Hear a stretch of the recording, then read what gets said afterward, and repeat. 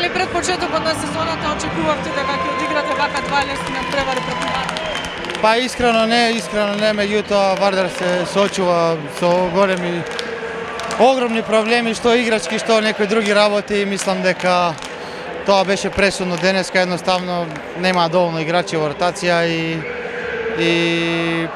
ние се спремавме на еден вид на оваква игра 7-6 и ете на крајот овака неочекувано лесно триумфиравме денеска.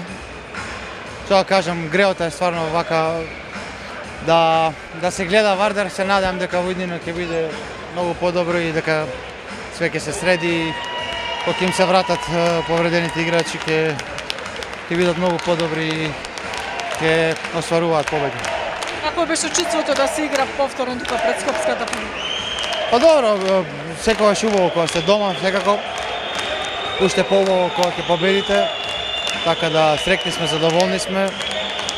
Остануваме во трка за првото место, тоа беше најбитно денеска да го добиеме овој напревар, да ако можеме да го стигнеме кил во тие 4 напревари што ни следуваат и се бориме за тоа и секако презадоволни сме и одиме понатаму.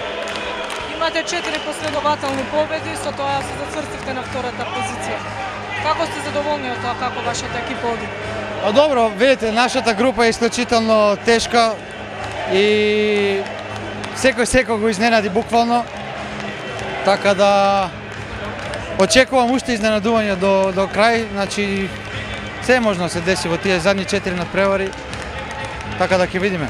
Се надевам дека ќе завршиме на едно од првите две места. Какви се желбите за напролет?